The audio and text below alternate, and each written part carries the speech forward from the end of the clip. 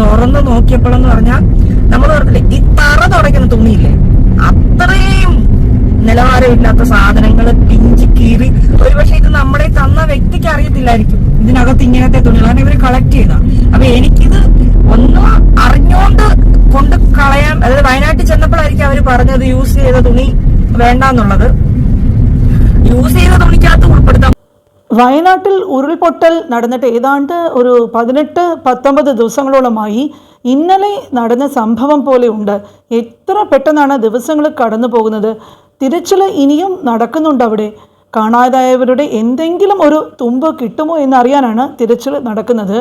കാലം കടന്നു പോയാലും ഈ ദുരന്തം മനസ്സിന് ഏൽപ്പിച്ച ആഘാതം ഒരിക്കലും മായുകയില്ല. എല്ലാവരും ഒത്തൊരുമയോടുകൂടി പ്രവർത്തിച്ച ദിവസങ്ങളായിരുന്നു അത്.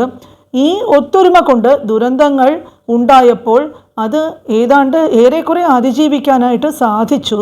രക്ഷാപ്രവർത്തകർ സ്വന്തം സുരക്ഷ പോലും പരിഗണിക്കാതെയാണ് രക്ഷാപ്രവർത്തനങ്ങളിൽ പങ്കുകൊണ്ടത്. ഒരുപാട് പേർ ദുരന്തത്തിൽപ്പെട്ടവർക്ക് വേണ്ട സഹായങ്ങളൊക്കെ ചെയ്യാനായിട്ട് തയ്യാറായി മുന്നോട്ട് വന്നിരുന്നു. പലരും കല്യാണ ചിലവിന് വേണ്ടി നീക്കി വെച്ചിരുന്ന പണവും മറ്റു പല അത്യാവശ്യ കാര്യങ്ങൾക്ക് വേണ്ടിയിട്ടൊക്കെ സ്വരൂപിച്ച് വെച്ചിരുന്ന പണമൊക്കെ ഇവിടേക്ക് വേണ്ട ആവശ്യങ്ങൾക്ക് വേണ്ടിയിട്ട് സഹായങ്ങൾ ചെയ്യുവാൻ അതിനു വേണ്ടിയിട്ട് തയ്യാറായി. അതുപോലെ ഇവിടേക്ക് വേണ്ട വസ്ത്രങ്ങൾ ഉൾപ്പെടെയുള്ള പല സാധനങ്ങളും സ്പോൺസർ ചെയ്യുവാനായിട്ട് ധാരാളം പേര് ഉണ്ടായിരുന്നു. വലിപ്പ ചെറുപ്പമൊന്നും നോക്കാതെ, വലിയവരെന്നോ ചെറിയവരെന്നോ ഒന്നും നോക്കാതെ എല്ലാവർക്കും സ്വന്തം കഴിവിനനുസരിച്ചിട്ട് വേണ്ട സഹായ സഹകരണങ്ങളൊക്കെ ചെയ്യാനായിട്ട് മനസ്സുള്ളവർ ധാരാളം പേരെ കാണുവാനായിട്ട് സാധിച്ചു. അതുപോലെ എല്ലാവരും ഒത്തൊരുമയോടുകൂടെ തന്നെ ഇതിനു വേണ്ടിയിട്ട് പ്രവർത്തിക്കുകയായിരുന്നു. അതുപോലെ ഈ സാധനങ്ങളൊക്കെ കളക്ട് ചെയ്ത് വണ്ടിയിൽ കയറ്റി അയച്ചു കൊടുക്കാൻ തന്നെ ധാരാളം ചെറുപ്പക്കാർ സന്നദ്ധരായിട്ട് മുമ്പോട്ട് വന്നിരുന്നു. ഇതിനിടയ്ക്ക് അല്ലറ ചില്ലറ ചെറിയ പ്രശ്നങ്ങളൊക്കെ ഉണ്ടായി. അതിനെ പറ്റിയിട്ട് ഒരു വീഡിയോ ആണ് ഇന്ന് ഞാൻ ഇവിടെ ഷെയർ ചെയ്യുന്നത്. സംഭവം എന്താണെന്ന് ചുരുക്കി പറയാം. അതായത് തിരുവനന്തപുരത്ത് നിന്നും വയനാട്ടിലേക്ക് വന്ന കുറച്ച് വസ്ത്രങ്ങൾ സ്വീകരിക്കാതെ അത് തിരിച്ച് അയക്കേണ്ടി വന്നു. അപ്പോൾ അത് അവിടെയൊക്കെ കറങ്ങി തിരിഞ്ഞ്, കാരണം തിരിച്ച് ഏതാണ്ട് ധാരാളം വസ്ത്രങ്ങൾ അവിടെ സ്വരൂപിപ്പിക്കാനായിട്ട് കഴിഞ്ഞു എന്ന് പറഞ്ഞ് തിരുവനന്തപുരത്ത് നിന്ന് വന്ന വസ്ത്രങ്ങൾ തിരിച്ചയക്കാൻ ഇടയായി എന്നാണ് അറിയുന്നത്. അപ്പോൾ ദീപ്തി സീതത്തോട് എന്ന് പറയുന്ന ഒരു സാമൂഹിക പ്രവർത്തകയുടെ കൈകളിൽ ഈ വസ്ത്രങ്ങൾ എത്തിച്ചേർന്നു. ദീപ്തിയെ പറ്റി കുറേ പേർക്കെങ്കിലും അറിയാമായിരിക്കും. ഈ കാടുകളിലും മലകളിലുമൊക്കെ താമസിക്കുന്നവർക്ക് വേണ്ടിയിട്ട് സാമൂഹിക പ്രവർത്തനം ചെയ്യുന്ന ഒരാളാണ് ദീപ്തി. അവിടെയൊക്കെ ഒറ്റപ്പെട്ട് കിടക്കുന്ന മനുഷ്യരെയും ദുരിതം അനുഭവിക്കുന്നവരെയും ഒക്കെ ഇവർ സഹായിക്കാറുണ്ട്. ഞങ്ങൾ ഇങ്ങനെയൊക്കെയാ എന്ന് പറയുന്ന ഇവരുടെ യൂട്യൂബ് ചാനലിൽ നോക്കിയാൽ ഇവരുടെ പ്രവർത്തനങ്ങളെക്കുറിച്ചിട്ടൊക്കെ മനസ്സിലാക്കുവാനായിട്ട് സാധിക്കും. ഇവർ അതുപോലെ വസ്ത്രങ്ങളൊക്കെ കളക്ട് ചെയ്ത് കൊണ്ട് കൊടുക്കാറുണ്ട്. അപ്പോൾ തിരുവനന്തപുരത്ത് നിന്നും ഇത് അറിയുന്നവർ ദീപ്തിയെ വിളിച്ചു പറഞ്ഞു, ഞങ്ങളുടെ കയ്യിലെ കുറച്ച് വസ്ത്രങ്ങൾ അത് വയനാട്ടിലേക്ക് കൊണ്ടുവന്നതാണ്. അവിടെ ചെന്നപ്പോൾ ആവശ്യത്തിൽ അധികം വസ്ത്രങ്ങൾ ഉണ്ടെന്ന് പറഞ്ഞ് അത് തിരിച്ചയച്ചു. ഇത് തിരുവനന്തപുരത്തിലേക്ക് മടക്കിക്കൊണ്ട് പോകാതെ ദീപ്തി സ്വീകരിച്ചിട്ട് കാട്ടിലുള്ള ആളുകൾക്കൊക്കെ ഇത് കൊടുക്കാമോ എന്ന് ചോദിച്ചുകൊണ്ടായിരുന്നു അവർ സംസാരിച്ചത്. അപ്പോൾ പുതിയ വസ്ത്രങ്ങളാണോ എന്ന് ആ അവസരത്തിൽ ദീപ്തി എടുത്ത് ചോദിക്കുകയും ചെയ്തപ്പോൾ പുതിയ വസ്ത്രങ്ങൾ തന്നെയാണ് അതിലുള്ളത് എന്നതായിരുന്നു അവർ കൊടുത്ത മറുപടി. ഇനി കാട്ടിലേക്ക് കൊണ്ടുപോകാനായിട്ട് അപ്പോൾ ദീപ്തി വസ്ത്രങ്ങളൊക്കെ സ്വീകരിച്ചു. പെട്ടികളൊക്കെ തുറന്ന് വസ്ത്രം പരിശോധിച്ചപ്പോഴാണ് പറ്റിക്കപ്പെട്ട വിവരം ഞെട്ടലോടെ മനസ്സിലാക്കാനായിട്ട് ഇടയായത്. കാരണം ദീപ്തി നോക്കിയപ്പോഴാകട്ടെ പെട്ടി മുഴുവനും ഉപയോഗിച്ച് കഴുകുക പോലും ചെയ്യാത്ത കീറി പറഞ്ഞ മുഷിഞ്ഞ വസ്ത്രങ്ങളൊക്കെ ആയിരുന്നു. എന്തായാലും ഇതിനെക്കുറിച്ചിട്ട് ദീപ്തിക്ക് പറയാനുള്ളത് നമുക്ക് കേട്ടിട്ട് തിരിച്ചു വരാം. അപ്പോൾ ഇതുപോലെയുള്ള നല്ല പ്രവർത്തനങ്ങളൊക്കെ ചെയ്യുന്ന ഒരു സാമൂഹിക പ്രവർത്തകയ്ക്ക് തന്നെ നേരിടേണ്ടി വന്ന ഒരു അവസ്ഥ എല്ലാവരും കണ്ടു കാണുമല്ലോ. അപ്പോൾ ഈ മുഷിഞ്ഞ വസ്ത്രങ്ങളൊക്കെ ഇവർക്കാണ് എത്തിച്ചു കൊടുത്തത്. സഹായിക്കണമെന്നുള്ള ചിന്തഗതിയൊക്കെ പോയി എന്തൊരു മര്യാദകേടുള്ള പ്രവർത്തനമാണ് ഇവർ കാണിക്കുന്നത്. ആവശ്യത്തിലധികം തുണികൾ വയനാട്ടിൽ ഉള്ളതുകൊണ്ട് മടക്കി അയച്ചു എന്നൊക്കെയാണ് ഇവർ പറഞ്ഞത്. പക്ഷേ തോന്നുന്നത് എന്താണെന്ന് വെച്ചാൽ അവിടെ വയനാട്ടിലുള്ളവർ ഈ വസ്ത്രങ്ങളൊക്കെ പരിശോധിച്ചപ്പോഴേക്കും അതിൻ്റെയൊക്കെ ഒരു ദയനീയവും ശോചനീയവുമായിട്ടുള്ള അവസ്ഥ കണ്ടിട്ട് ഞെട്ടിപ്പോയിട്ടുണ്ടാകും. പിന്നെ അതുകൊണ്ടായിരിക്കും അവർ വേണ്ട എന്ന് പറഞ്ഞ് തിരിച്ചയച്ചത്. തുണികളൊക്കെ കൊണ്ട് നാട്ടിലേക്ക് തിരിച്ചു പോകാനും ആവില്ല, എവിടെയെങ്കിലും കൊണ്ട് കളയണമെന്ന് വിചാരിച്ചിട്ടായിരിക്കും ഒരു പക്ഷേ ഇവർ ദീപ്തിയെ വിളിച്ചത്. അപ്പോൾ പാവപ്പെട്ട ആദിവാസികൾക്ക് എങ്ങനെയെങ്കിലും ഈ പഴകിയ തുണികളൊക്കെ കൊടുക്കാമെന്നവർ വിചാരിച്ചു കാണും.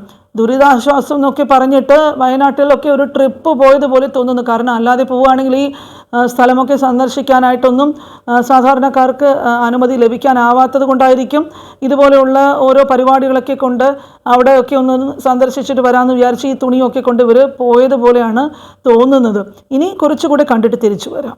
ഇതുപോലെ ഒരു കോള് വരുന്നു, തിരുവനന്തപുരത്ത് നിന്ന് പോകുന്ന കുറച്ച് പേര് വയനാടിന് പോകും അവര്. അപ്പൊ അവര് വയനാടിന് ചെന്ന് കുറെ തുണികളും സാധനമായിട്ടാണ് വന്നിരുന്നത്. അപ്പൊ അവര് കൊണ്ടുവന്നപ്പോഴത്തേക്ക് ഒത്തിരി തുണി അവിടെയുണ്ട്. ഇനി തുണികളുടെ ആവശ്യമില്ല, ടീച്ചറിന് തിരിച്ചു കൊണ്ടു തരട്ടെ, കാട്ടിലുള്ളവർക്ക് കൊടുക്കുകയും ചോദിച്ചു. അപ്പൊ ഞാൻ പറഞ്ഞു, കാരണം അവര് തിരുവനന്തപുരത്ത് നിന്ന് വയനാട് പോയവരാ, അപ്പൊ തിരിച്ചിനി ഇത് കൊണ്ടുപോകണല്ലോ. അപ്പൊ ഞാൻ ചോദിച്ചത് നല്ല തുണികളാണോ എന്ന് ചോദിച്ചപ്പോൾ പുതിയ തുണികളാണ്, ബാക്കിയൊക്കെ വൃത്തിയാക്കി ഡ്രൈ ക്ലീൻ ചെയ്ത് നല്ല ഡ്രസ്സാണ്. അപ്പൊ ഞാൻ പറഞ്ഞു, ഞാൻ കാട്ടി കൊടുത്താൽ ഇന്ന് വരെ മോശം തുണികൾ കൊടുത്തിട്ടില്ല, ഉപയോഗിച്ചത് കൊടുത്തിട്ടുണ്ട്. നമ്മൾ എല്ലാ തുണിയും നിവർത്തി നോക്കി കഴുകേണ്ടത് കഴുകിയോ വൃത്തിയാക്കി അങ്ങനെയൊക്കെ ഡ്രൈ ക്ലീൻ ഒക്കെ ചെയ്യിപ്പിച്ച് കൊടുത്തിട്ടുണ്ട്. അപ്പൊ അങ്ങനെയൊക്കെ കൊടുക്കാറുള്ളൂ, മോശമായിട്ട് കൊടുക്കാറില്ല. അപ്പോ നല്ല തുണികളാ എന്നെല്ലാം പറഞ്ഞു. അവർ വരുമ്പോഴത്തേക്ക് രാത്രി പാതിരാത്രിയാവും, വന്നാൽ കുഴപ്പമുണ്ടെന്നില്ല, കുഴപ്പമില്ലെന്നൊക്കെ പറഞ്ഞ് അങ്ങനെ അവര് വെളുപ്പിന് 4 മണി 5 മണി ആ സമയത്ത് എത്തി. വീടിന്റെ അവിടെ വരെ വരാനുള്ള ബുദ്ധിമുട്ട് കൂടുതലല്ലേ എന്ന് പറഞ്ഞിട്ട് കുഞ്ഞാവ പോയിട്ട് പരമാവധി തുണികൾ ബോക്സ് ആയിട്ട് ഇങ്ങനെ വണ്ടിയിൽ കയറ്റി. നോക്കിയപ്പോഴേ ബോക്സ് ഒക്കെ പൊട്ടിയിട്ടുണ്ടായിരുന്നു. അപ്പൊ അവര് പറഞ്ഞു അവരതിന്റെ പുറത്ത് ഇരിക്കേണ്ടി വന്നു, അതുകൊണ്ടാണ് പൊട്ടിയെന്നൊക്കെ പറഞ്ഞു. കൊണ്ടുവന്നു. അപ്പൊ ഞാൻ 1-2 പേരോട് ഇങ്ങനെ പറഞ്ഞു, നമുക്ക് തുണിയെല്ലാം അടുക്കി പെറുക്കി വെച്ച് കാട്ടിക്കൊണ്ട് കൊടുക്കണം. കാട്ടിലുള്ളവരോടും പറയേണ്ടി വന്നു, നമ്മൾ തുണിയും കൊണ്ട് വരും, എല്ലാം കുറെ വന്നിട്ടുണ്ട്. അപ്പൊ നമുക്കൊരു വിശ്വാസത്തിന്റെ പുറത്ത് പറഞ്ഞ ഇത് തുറന്ന് നോക്കിയപ്പോഴെന്ന് പറഞ്ഞാൽ നമ്മൾ ഈ തറ തുടയ്ക്കുന്ന തുണിയില്ലേ, അത്രയും നിലവാരമില്ലാത്ത സാധനങ്ങൾ പിഞ്ചി കീറി. ഒരുപക്ഷെ ഇത് നമ്മളെ തന്ന വ്യക്തിക്ക് അറിയത്തില്ലായിരിക്കും ഇതിനകത്ത് ഇങ്ങനത്തെ തുണികളാണ് ഇവർ കളക്ട് ചെയ്ത. അപ്പൊ എനിക്കിത് ഒന്ന് അറിഞ്ഞുകൊണ്ട് കൊണ്ട് കളയാൻ, അതായത് വയനാട്ടിൽ ചെന്നപ്പോഴായിരിക്കും അവർ പറഞ്ഞത് യൂസ് ചെയ്ത തുണി വേണ്ടെന്നുള്ളത്. യൂസ് ചെയ്ത തുണിക്കകത്ത് ഉൾപ്പെടുത്താൻ കൊള്ളൂല, അത്രയ്ക്കും വൃത്തികെട്ട തുണിയാണ്. ഞാനിത് എന്നെ കൊണ്ട് ഏൽപ്പിച്ച വ്യക്തിയുടെ കാര്യമല്ല പറയുന്നത്, ആ വ്യക്തിയുടെ കൂടെ ഇത് കൊടുത്തില്ലേ, ഇങ്ങനെ ഒരു ആവശ്യത്തിന് വേണ്ടി കൊടുത്തില്ലേ. നിങ്ങൾ ഓർക്കുക, ഇന്നലെ വരെ രാജാക്കന്മാരെ പോലെ എല്ലാം ഉണ്ടായിരുന്ന വ്യക്തികളാണ് അവര്. പെട്ടെന്നൊരു ദിവസം എല്ലാം നഷ്ടപ്പെട്ടവർ, ആർക്ക് വേണേലും അങ്ങനെ വരാം. അപ്പൊ നമ്മൾ കൊടുക്കുമ്പോൾ ഒന്നി കൊടുക്കരുത്, കൊടുക്കുവാണെങ്കിൽ ഉപയോഗിക്കാൻ പറ്റുന്ന പോലത്തെ കൊടുക്കണം. എല്ലാം ഉണ്ടായിരുന്ന ഒരു വ്യക്തിയുടെ കയ്യിലേക്ക് ഇതുപോലെ പിഞ്ചി കീറി അല്ലെ മാറ്റമുള്ള ഇട്ടിട്ട് കഴുകാത്ത തുണികൾ വരെയുണ്ട്.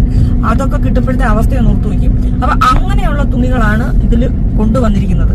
ഇത് ശാലിനി ചേച്ചി സുലഭമെല്ലാം കൂടെ അഴിച്ചു നോക്കിയിട്ട് പറഞ്ഞു മൊത്തം ചീത്ത സാധനം, ഇതൊന്നും ഉപയോഗിക്കണം. കാണുമ്പോഴത്തേക്ക് ഭയങ്കര സങ്കടമായി പോയി. അത്രയും വിശ്വസിച്ച് നമ്മൾ സന്തോഷിച്ച് കാട്ടിക്കൊണ്ട് കൊടുക്കാലും ഇത്രയും നല്ല തുണികളല്ലേ വരുന്നതെന്നെല്ലാം പറഞ്ഞു. അങ്ങനെ അപ്പൊ ഞാൻ നേരെ ഇത് കൊണ്ടുവന്ന ആളെ വിളിച്ചു. ഞാൻ പറഞ്ഞു, ഒന്ന് കള്ളത്തരം പറഞ്ഞു തരരുതായിരുന്നു, എല്ലാ തുണിയും കൂടെ ഫേസ്ബുക്കൊക്കെ പൊട്ടിപ്പോയതുകൊണ്ട്, കാർട്ടൺ ബോക്സ് പൊട്ടിപ്പോയതുകൊണ്ട് എല്ലാം കൂടെ ഞാൻ പറഞ്ഞു ചാക്ക് കെട്ടി ഞാൻ ഇവിടെ വെക്കും, 2 അല്ലെങ്കിൽ 3 ദിവസത്തിനകം ഈ സാധനം ഇവിടെ വന്ന് കൊണ്ടുപോകണം. അപ്പൊ എന്നോട് പറഞ്ഞു കളഞ്ഞേരെ അല്ലെ കത്തിച്ച് കള, ഡിസ്പോസ് ചെയ്യുക, അവിടെ തന്നെ കളയത്തില്ല. ഞാൻ പറ്റത്തില്ലെന്ന് പറഞ്ഞു. എന്റെ നമ്പറും ഡീറ്റെയിൽസും ഉണ്ട്, നിങ്ങൾ 2 ദിവസത്തിനകം വന്നിട്ട് ഇവിടുന്ന് കൊണ്ടുപോകണം എന്ന് പറഞ്ഞു. പുള്ളി ബാക്കിയുള്ളവർ സംസാരിച്ചപ്പോൾ എല്ലാവരും കൈ അടിഞ്ഞു, നീ അങ്ങനെ ഒറ്റയ്ക്ക. അപ്പൊ എന്നോട് പറഞ്ഞു ഞാൻ വന്ന് എടുത്തോളാന്ന് പറഞ്ഞു. ഇപ്പൊ ഒരാഴ്ചയായി ഞാൻ സുലഭയുടെ ആശുപത്രി കേസ് കാരണം ഞാൻ 1-2 ഞാൻ വിളിച്ചിട്ടൊന്നുമില്ല. ഞാൻ ഇനി വിളിക്കും. നമ്മൾ കാട്ടിലുള്ളവർക്കാ കൊടുക്കുന്നതല്ലേ, ബുദ്ധിമുട്ടുള്ള ഒരാൾക്ക് കൊടുക്കുമെന്ന് നമ്മൾ മോശം സാധനം കൊണ്ട് കളയുകയോ തള്ളുകയോ ചെയ്യുന്നതല്ല. അതുകൊണ്ട് ഇനിയെങ്കിലും ഇതുപോലെ ഇതിന് മുന്നേ 1-2 പേര് ഇതുപോലെ അയച്ചു തന്നിട്ടുണ്ട്, അത് അങ്ങനെ കളഞ്ഞിട്ടുണ്ട്. പിന്നെ അവര് പോസ്റ്ററായിട്ടൊക്കെ അയച്ചു തന്നില്ലെന്നൊക്കെ വിളിച്ചു പറഞ്ഞതല്ലാണ്ട് നമ്മൾ തിരിച്ചുകൊണ്ടും അങ്ങനെ ബുദ്ധിമുട്ടിച്ചിട്ടൊന്നുമല്ല. ഇനിയിപ്പോ ഇങ്ങനെ വീട്ടിലെ തുണികൾ ഒഴിവാക്കാൻ വേണ്ടി അയക്കുന്നവരാണെന്നുണ്ടെങ്കിൽ തിരിച്ചതേ അഡ്രസ് നമ്മൾ തിരിച്ചങ്ങ് അയച്ചു തരും, അത്രേ ഉള്ളൂ. അപ്പൊ 1-2 പേര് അങ്ങനെ ചെയ്തിട്ടുള്ളൂ കേട്ടോ. ബാക്കി പരമാവധി ആൾക്കാർ ഡ്രസ്സ് ഉപയോഗിച്ച ഡ്രസ്സുകളൊക്കെ വൃത്തിക്ക് കഴുകി തേച്ച് മടക്കി പ്രായമനുസരിച്ച് മാറ്റി മാറ്റി തരുന്ന ആൾക്കാരുണ്ട്. ആൺകുട്ടികളുടെ പെൺകുട്ടികളുടെ ചെറുത് വലുതെന്ന് പറഞ്ഞ് വെച്ച് തരുന്നവരുണ്ട്. അപ്പൊ ഇതിങ്ങനെ ചില ബോക്സിലേക്ക് തുണികളെന്ന് പറഞ്ഞാൽ വെയർത്തൂരിയിട്ട തുണികൾ ചെള്ളി പിടിച്ച് എല്ലാം കൂടെ ഇങ്ങനെ ചുരുട്ടി കൂട്ടി വെച്ച് ബോക്സിലാക്കി കൊടുത്തത്. എന്തിനിങ്ങനെ കൊടുത്തു വിട്ടാണെന്ന് അറിയത്തില്ല. എനിക്ക് ഈ കൊടുത്തവരോടാണ് എനിക്ക് ഏറ്റവും ദേഷ്യം, ഇങ്ങനത്തെ തുണി കൊടുത്തവര്. 2 അറിഞ്ഞ് കള്ളത്തരം വെച്ചിട്ടാണ് എന്നോട് പറഞ്ഞ് ഒഴിവാക്കാൻ വേണ്ടിട്ട് തന്നിട്ട് പോയതാണെന്നുണ്ടെങ്കിൽ എന്തായാലും വന്ന് തിരിച്ചു കൊണ്ടുപോകണം ഞാൻ പറഞ്ഞിട്ടുണ്ട്. അന്നില്ലെങ്കിൽ ഞാൻ കണ്ടുപിടിച്ചാൽ കൊണ്ട് അവിടെ കൊടുത്തു. ഡീറ്റെയിൽസ് എന്തെങ്കിലും ഉണ്ടല്ലോ, നമ്പർ എന്തെങ്കിലും ഉണ്ട്, അതുകൊണ്ട്. അപ്പൊ ഇനിയെങ്കിലും അങ്ങനെയുള്ള കാര്യങ്ങളൊന്നും ആർക്കും ചെയ്ത് കൊടുക്കാതിരിക്കുക. ഇത് കാണുമ്പോഴേക്കും ഈ ആളുകളുടെയൊക്കെ ചിന്താഗതി കണ്ടിട്ട് അതിശയമാണ് തോന്നുന്നത്.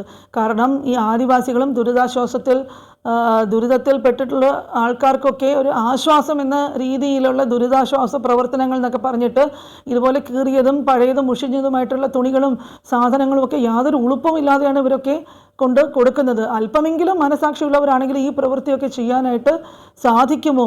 കാരണം പുതിയത് മേടിച്ച് കൊടുക്കാനുള്ള മനസ്സ് പോലും ഇവർക്കൊന്നുമില്ല. പക്ഷേ കൊടുക്കാൻ ഉദ്ദേശിക്കുന്നതാണെങ്കിലോ കീറി പറഞ്ഞും ധരിച്ചതും മുഷിഞ്ഞതും കഴുകാത്തതുമൊക്കെയായിട്ടുള്ള തുണികളൊക്കെയാണ് കൊണ്ട് പോകുന്നത്. അപ്പോൾ എന്തായാലും ഇതുപോലുള്ള പല വിചിത്ര സംഭവങ്ങളും നമ്മുടെ ചുറ്റിലും നടക്കുന്നുണ്ട് എന്നുള്ളതും ഒരു ഞെട്ടലോടെയാണ് ഈ വീഡിയോ ഒക്കെ നോക്കി കണ്ടത്. കാരണം അതിൽ ഉൾപ്പെട്ടിട്ടുള്ള ആൾക്കാരുടെ ആ ഒരു മനസ്സ് തകർന്ന് അവർ മുന്നോട്ടുള്ള ജീവിതം ഇനി എങ്ങനെയെന്ന് ചിന്തിച്ചു കൊണ്ടിരിക്കുമ്പോഴാണ് ഇതുപോലെയുള്ള ഓരോരോ പ്രവൃത്തികൾ കൊണ്ടിട്ട് ഇതുപോലുള്ള ആൾക്കാരൊക്കെ ഇതെന്താണ് ഇവർ കാണിച്ചു കൂട്ടുന്നത് എന്നുള്ളത് ഒന്നും മനസ്സിലാകുന്നില്ല. ഇതിനൊക്കെ എന്താ പറയേണ്ടതെന്ന് അറിയാൻ പറ്റുന്നില്ല. അപ്പോൾ എന്തായാലും ഈ ഒരു വാർത്ത അറിഞ്ഞപ്പോഴേക്കും അത് കുറേ പേര് മുമ്പ് തന്നെ അറിഞ്ഞു കാണുമായിരിക്കും. ഇത് അറിയാത്ത ധാരാളം പേരുണ്ട്. അപ്പോൾ അവർക്ക് വേണ്ടിയിട്ടാണ് പ്രത്യേകമായിട്ട് ഈ വീഡിയോ ഷെയർ ചെയ്യുന്നത്. അതുപോലെ ഇതുപോലുള്ള ടോപ്പിക്സുമായിട്ട് ഇനിയും ഞാൻ നിങ്ങളുടെ മുമ്പിലോട്ട് വരുന്നതായിരിക്കും. And for my viewers who are watching and supporting my channel from all over the world, many of my friends out there who don't know even our local language, you're watching the whole video and from the description you're trying to follow what I'm trying to convey, and this is a channel for social cause, and I thank you wholeheartedly for all your support and encouragement, and please do continue supporting my channel for coming days also, as I'll be posting videos every day, and thanking you all from the bottom of my heart, and please continue to support my channel, and thank you so much, and I'll be meeting you all with my next video. Thank you for watching.